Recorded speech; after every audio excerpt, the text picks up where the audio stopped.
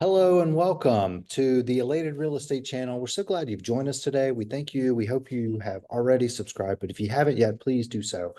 And if you want to reach out with us to us and connect with us on a consultation or reach out to us and make a suggestion for our podcast slash YouTube channel, we hope you will. You can email me at jim.fountain@metrobrokers.com. You can also click the link for our Calendly link in the description. We hope you'll reach out to us, schedule an appointment. We can talk about your situation specifically if you have one that you want help with. But anyways, thank you for tuning in. This is our part two of seasonality and strategy related to real estate. And so today we're going to talk about a little bit how you might use seasonality to your favor when it comes to the buying and selling of real estate. And so hopefully you'll find this information useful and be able to use it to your advantage when it comes to a purchase process.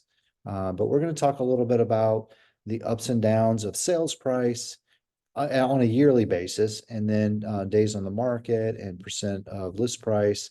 And so we'll talk about how to use those topics to basically help your purchase and sales decisions. So let's pull that up. If just as a quick recap, you'll remember last time we talked about seasonality and strategy, and we talked about how what that is, and that's just the cycle that real estate has on a yearly basis, not a market cycle, but seasonality. So there's a difference between the two.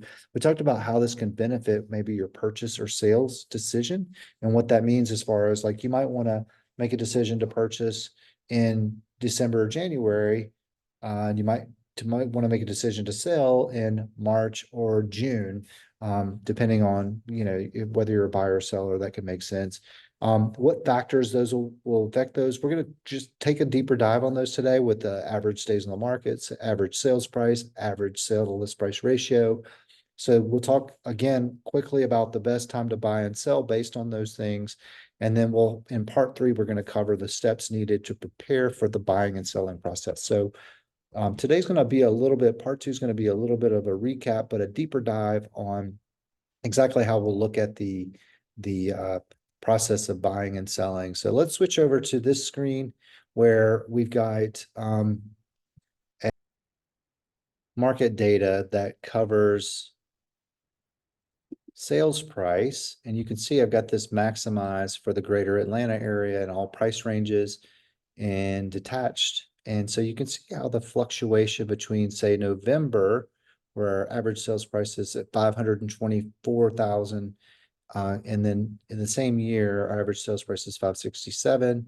So it makes sense that it's not that you're going to get a $20,000 discount necessarily in that time frame, but you might be able to find yourself in a more favorable buying and selling mode depending on the time of year that you go in to the market. So same with the days on the market. You can see how they dip dramatically in June, and that's a process that repeats itself on a yearly basis, and that's how we get this volatility in the days on the market based on the time of year.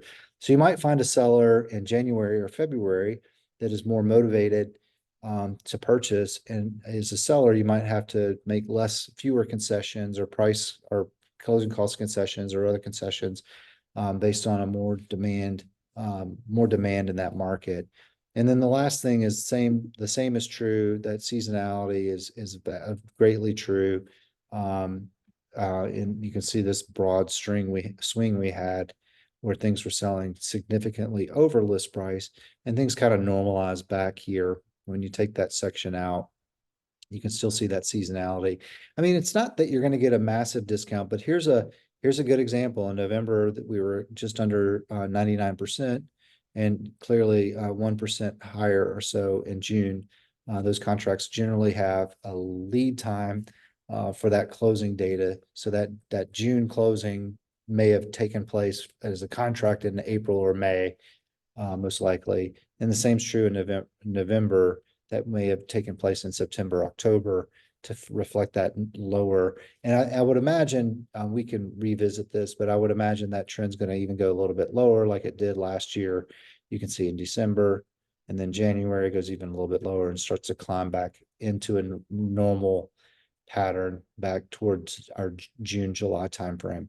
So hopefully that's helpful, and I hope you'll tune in for our next episode. And thank you for joining us today. We'll see you next time. Please remember to subscribe and share our channel. Thank you so much.